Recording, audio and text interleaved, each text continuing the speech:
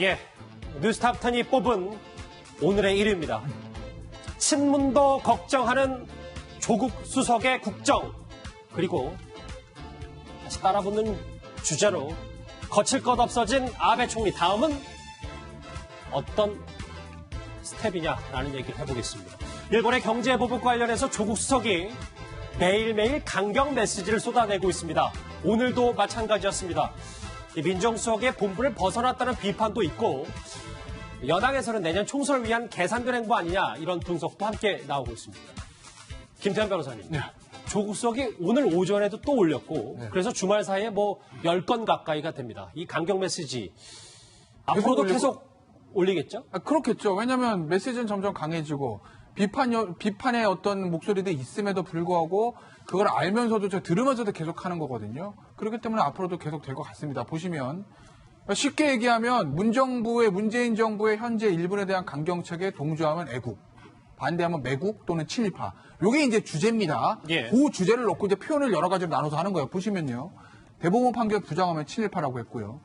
문정부는 서위와 이순신 역할을 함께 수행하고 한다. 이 밑에 게 오늘이잖아요, 지금. 오늘 올린 거는 예. 일부 정치인과 언론 대법원 판결을 비방 매도. 누구랑 어느 언론을 얘기하는지 모르겠어요. 어쨌든 일부 정치인과 일부 언론이 대법원 판결을 비방 매도한다는 겁니다. 표현의 자유일지는 몰라도 무도하다. 이렇게 얘기를 하는데, 글쎄 여기서 팩트 체크를 할 시간은 없는데 마지막 거 하나 말씀을 드리면, 일부 정치인과 언론이 대법원 판결을 비방 매도한다고 합니다. 저 일부 정치인자가 누군지 모르겠고, 조국 수석이 말하는 일부 언론이 어느 언론을 지칭하는지는 알 것 같아요. 소위 말하는 보수 언론 아니겠습니까? 그 보수 언론 제가 매일 보는데 대법원 판결을 비방하거나 매도하는 건 아니에요. 대법원 판결은 판결 나름대로의 사법권의 독립이 있으니까 존중을 한다. 다만 예. 그 대법원 판결이 그렇게 나왔을 때 일본과의 분명히 외교 문제가 생길 것인데, 그걸 청와대에서 그 뒷수습을 잘해서 이런 문제가 생기지 않도록 했어야 되는 거 아니냐, 이거지. 야, 대법원 판결이 잘못됐어 라는 일부 언론은 제가 공부가 부족해서 그런지 모르겠어요. 저는 못 봤습니다. 조국 수석 어느 언론을 보시고 저걸 저렇게 해석하시는 건지 모르겠어요. 알겠습니다. 조국 수석의 이런 강경 SNS 메시지 말고 오늘은 새로운 방법을 하나 택한 것 같습니다. 메시지를 표현하는 데 있어서요. 책입니다. 오늘 이현정 의원님, 네. 수석보좌관회의, 대통령 수석보좌관회의 때 일본 회의의 정체, 여러분들 지금 잘 보이실지 모르겠으면 이따 확대를 해드릴게요. 일본 회의의 정체라는 책을 갖고 등장했습니다. 참 이제 조국 수석이 페이스북도 안 되니까 이제 책까지 들고 나와서 어떤 면에서 보면 이런 이 선전을 하는 것 같은데요. 저 책이라는 게 일본 회의의 정체라는 게 이제 일본의 아마 보수 그룹들, 지금 아베 총리를 비롯해서 그 어떤 실체를 이제 밝히는 일본 극우의 실체를 밝히는, 그렇죠. 일본 기자의 이제 책으로 알고 있습니다. 최근에 여러 가지 회자가 됐었던 책인데, 물론 일본 내부에 그런 여러 가지 어떤 보수의 어떤 탄생과 그들의 생각 이런 거를 읽을 수 있는 거겠죠. 근데 굳이 저 책을 정말 대통령이 주재하는 수석보좌관 회의에 들고 나온 이유는 뭘까라는 것은 결국 이제 카메라가 다 와서 다 비추고 옆에 있는 강기정 수석에게도 이제 보여주면서 맞아요. 카메라가 찍으라고 하는 것처럼 뭔가 그걸 통해서 뭔가 메시지를 하기 위한 거 아니겠습니까? 결국은 이제 아베를 비롯해서 일본의 보수 세력이 노리는 게 뭐다라는 걸 이제 본인이 이야기를 하는 것인데, 모르겠습니다. 정말 청와대 수석이 저렇게 대통령과 한 자리에서, 예를 들어 생각해 보십시오. 그럼 아베 총리가 그 회의석상에서 한국과 관련된 책을 가지고 나와서 했다고 한다면 그것도 우리가 어떻게 받아들일까요? 어떤 면에서 보면 청와대는 문제 해결 집단입니다. 자, 그리고 수석들은 어떤 면에서 보면 저 수석보좌관은 우리나라 최고의 회의예요. 즉 대통령과 함께 모든 전략을 짜고 하는 회의인데, 과연 그럼 저 회의에서 우리가 그러면 일본 우익의 실체를 우리가 밝혀서 대통령 주제로 다 밝히자, 이런 이야기를 했을까요?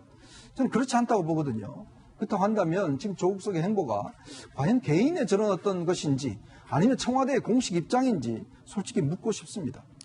김장현 평론가님. 네. 근데 이제 민정수석이 인사기강이나 인사검증이라고 해도 조국 수석이 가장 메시지를 선명하게 잘 낸다고 하면 청와대 내부에서도 이런 목소리를 낼 수 있는 거 아니냐라는 의견도 있습니다. 근데 그거는 정치 세력이면은 그렇게 할 수 있죠. 예? 그리고 자기들한테 그 정치 세력을 응집시켜야 한다 이러면 그럴 수 있지만, 청와대는 다양한 의견을 가진 모든 국민을 다 책임져야 되는 곳 아닙니까? 좀 아까 김현정 의원님이 말씀해 주셨지만 이현정 의원님. 이현정 의원님께서 말씀해 주셨지만 예. 요새 김현정 장관이 하도 유명해가지고 예. 그 말씀해 주시면 문제를 해결하는 곳이 행정부예요. 예. 다시 말해서 말보다는 성과로 보여줘야지만 되는 거거든요. 근데 성과는 없이 그 말의 성찬으로 이어진다. 그리고 그것이 국민들을 그 의견을 갈리게 하고 갈등을 겪게 하고 그러면은 그게 행정부를 맡을 책임 있는 위치가 맞나? 이 부분에 대해서는 저는 반성을 해야 된다고 생각하고요. 예. 그리고 하나 제가 좀 말씀을 드리고 싶은 게 또 하나 뭐냐면 지금 여당과 여야의 모습, 청와대와 야의 모습을 보면 저는 이런 생각이 들어요. 사춘기와 꼰대를 보는 것 같아요. 좀 수정을 하겠습니다. 네. 사춘기와 조금 더 뭐 장성한 혹은 본인의 신념에 투철한 사람이라고 그러니까 볼 수가 사춘기란 얘기는 뭐냐면 예. 책임 있는 분들이 너무 감정적인 이야기를 하고 책임을 지는 거에 대해서 생각을 안 한다는 거고. 예. 꼰대라는 건 뭐냐면 그 국민과 함께 공감을 하면서 제가 순화를 했는데 그래도 조금 순화에 좀 저 호응 좀 해주십시오. 예, 어쨌든 예, 조금 더 순화해서 얘기해 줄 수 있을까요? 예.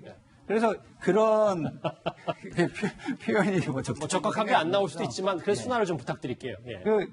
그 국민과 공감을 하면서 충분히 문제를 지적하고 그다음에 그 국민의 수준을 믿고 차분하게 대응을 할 수도 있는 거거든요. 그리고 차분하게 국민과 함께 방법을 모색하는 그런 모습을 보여줄 수 있는 거거든요. 근데 우리가 야당이 어떻게 했습니까? 지금까지 친북이니 좌파니 이런 프레임으로 공격했잖아요. 똑같은 되치기를 당하고 있는 거거든요, 지금.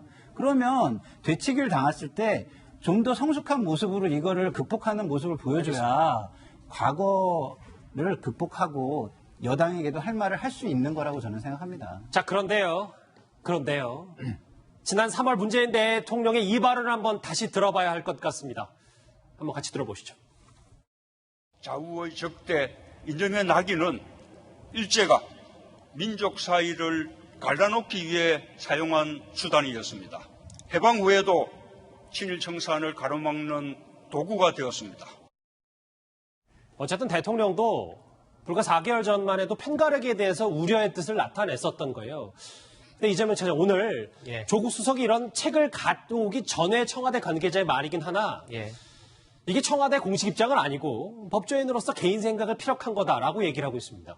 그렇습니다. 해명 자체는 계속 조국 수석이 개인 플레이다 이렇게 얘기하고 있는 거죠. 하지만 누가 보더라도 모든 언론이 지금 조국 수석의 말 한마디, 행동 하나가 다 언론의 집중 조명을 받고 있는 상황에서 조국 수석이 뭐 9일 동안 거의 40건에 가까운 일본 경제보복 관련된 글들을 올리는 게 과연 대통령의 허락 내지는 대통령의 어떤 신뢰 없이 가능했겠느냐 그렇게 보지 않는 거죠. 그렇게 따지면 결국은 지금 청와대의 기류를 조국 수석이 대변하고 있다. 저렇게 보는데 예. 그렇다면 결국은 의도는 뭐 명확히 보이는 거죠. 결국은 총선을 앞두고 뭐 지금 총선은 한일전이다 이렇게 말할 정도로 결국은 지금 지지층 결집시키겠다 뭐 이런 의도는 명확하게 있는 것 같고요.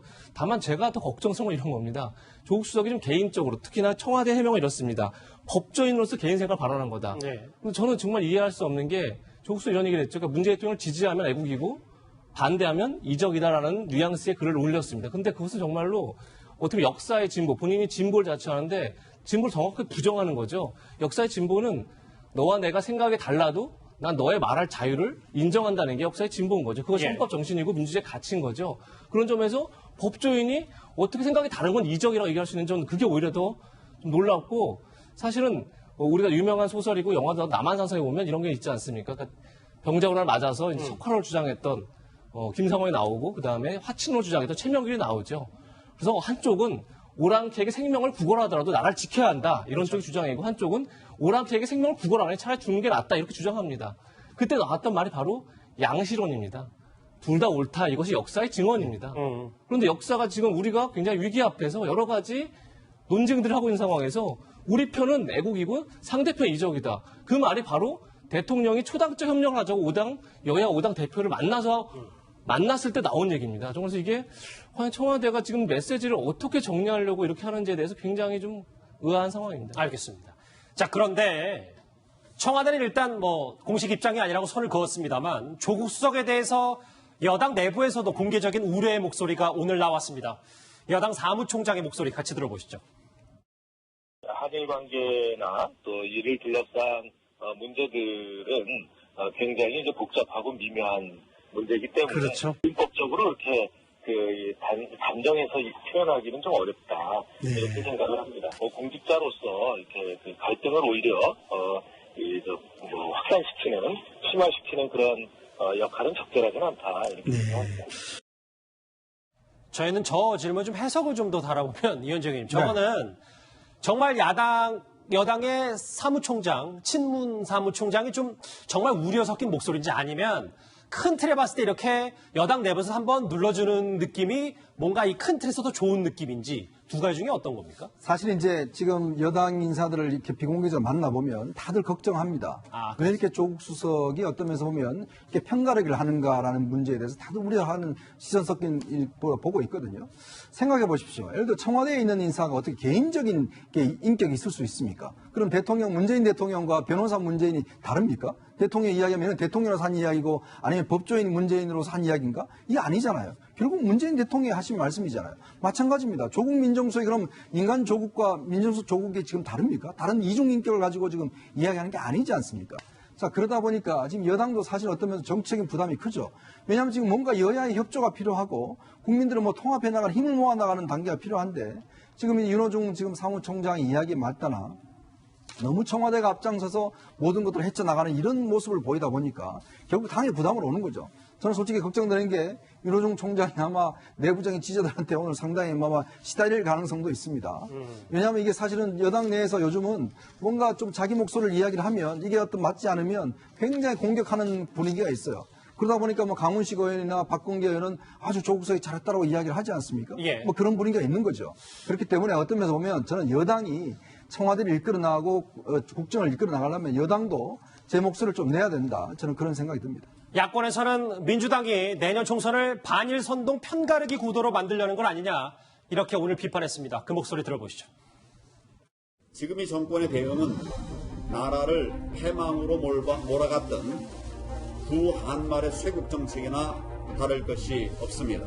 이러니 문재인 정권이 사태를 해결할 생각은 없고 국내 정치에 이용하려고 한다는 비판까지 나오는 것입니다. 2년 내내 북한팔이하던 정권입니다.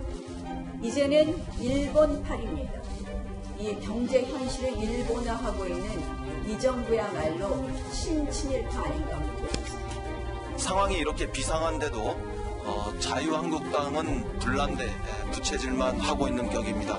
다 함께 힘을 합쳐도 모자랄 판에 정부 비판에만 몰두하고 또 백태클만 반복한다면 그것은 엑스맨이 되는 길입니다. 여야의 목소리 각각 들어보셨고요. 제 그래픽 한번 보실까요? 오랜만에 지지율 한번 봐야 될 것 같은데 김태현 변호사님. 네. 문재인 대통령의 지지율이 8개월 만이라고 하더라고요. 많이 최고치를 찍었는데 이게 어찌 보면은 한일 이슈가 좀 집권 여당과 대통령에게 좀 유리하다고 봐야 되는 겁니까? 아주 그러니까 예를 들어서 국익 이런 거 말고 아주 정파적인 이익만 놓고 보면 집권 여당에게 불리할 건 없죠. 왜냐하면 친일보 자유한국당에서도 지금 그거를 지금 굉장히 경계하고 있는 것 같은데 친일과 반일 프레임을 짰을 때 그걸 반일 쪽에 친일 프레임 쪽에 걸린 사람들이 벗어날 수가 없거든요. 예전에 한때 이제 80년대나 90년대 초반까지 종북 프레임 같은 거 있었잖아요. 사실은 이제 2000년 넘어오면서 그게 굉장히 좀 희석이 되긴 했지만 북풍이라는 것도 있었거든요.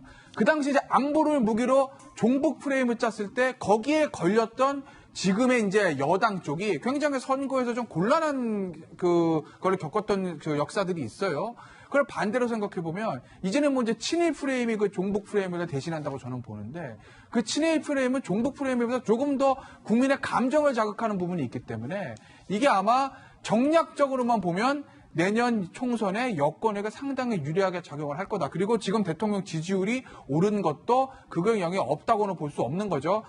하나만 말씀을 드리면 예전에 이명박 전 대통령이 집권 말기에 인기가 좋지 않았습니다. 근데 집권 말에 독도 한번 찾아간 거 있었거든요. 그때 제 기억에 이명박 전 대통령 지지율이 굉장히 반등했던 기억이 있어요.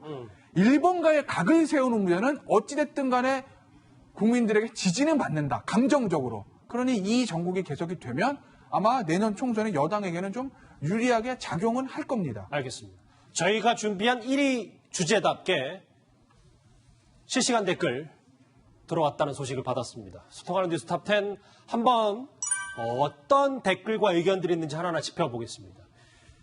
본연의 임무에 충실하지 왜 외교까지 나서느냐라는 지적도 있고요. 조국 수석에 관련된 얘기입니다. 감정적으로 외교하려면 누구도 하겠다. 적을 만드는 외교는 뭐 쉽다 뭐 이런 뜻으로도 좀 저도 읽혀집니다. 또 있나요? 그런데 조금 다른 의견이 있어요. 두루뭉술한 뭐 황세모라는 거는 아마 자유한국당 황교안 대표를 얘기하는 것 같은데 뚝심 있는 조국 수석이 더 낫다라는 의견도 있습니다. 좀 명확하고 자유한국당 황교안 대표가 좀 두루뭉술하다. 황세모라는 별명을 저렇게 댓글 쓰니까 저도 좀 깜짝 놀랐습니다. 조국 수석과 관련된 댓글, 질문은 아직까지는 없는 것 같은데요. 이렇게 사실 정치권이 7인이나 발인이나 놓고 논쟁을 벌이는 가운데 여러분 사진 한번 보셔야 될 것 같습니다. 이 대학생으로 보이는 청년 6명이 이렇게 부산 일본 영사관에 진입했다가 경찰에 연행되는 일도 있었습니다. 오늘 오후에 있었던 일인데 글쎄요, 뭐 자발적인 일본 제품 불매운동까지는 좋습니다만 이렇게 현행 몸으로 체포되는 일은 없어야 될 것 같습니다. 자, 1번 주제, 조국 수석 관련된 주제는 여기서 넘어가고요. 다음 주제 좀 더 짚어봐야 될 것 같습니다. 자, 일본의 경제 보복 이후 여러분들도 잘 아시는 것처럼 어제 일본의 참여연 선거가 치러졌습니다.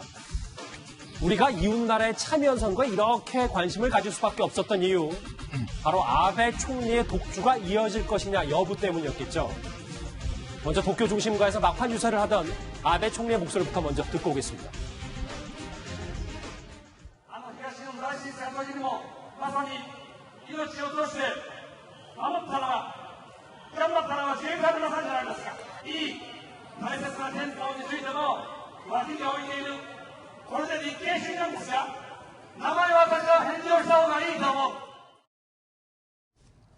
참여연 선거 결과가 이제 나와 있는데 뭐 우리에겐 아직 익숙하지 않으니 근데 어쨌든 절반의 승리 이재명 차장 이 정도로 정리하면 되겠습니까? 뭐 절반보다는 좀 더 승리했다고 봐야겠죠. 어떻게 보면 개헌 발의선이 164석인데 예.